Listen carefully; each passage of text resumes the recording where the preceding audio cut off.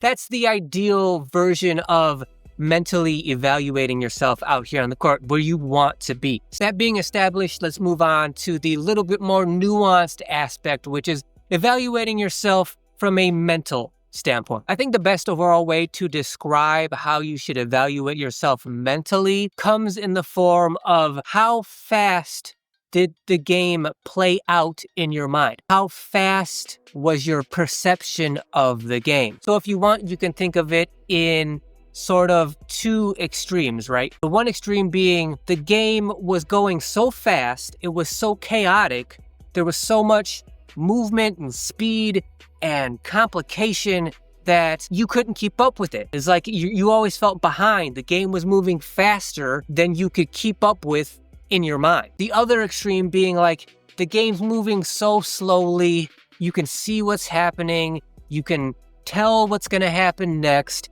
You're kind of bored waiting for the game to play itself out. Those are the two extremes when we're talking about evaluating how you perceive the game mentally. The ideal side of spectrum to be on for that is the game's moving slowly, meaning the more the game moves slowly, the more bored you're apt to get waiting for the game to play out. That just means you have such a extreme understanding of the game that it might actually start to become boring for you to wait for the game to play out the way you already know it's going to play out. That's the ideal version of mentally evaluating yourself out here on the court, where you want to be.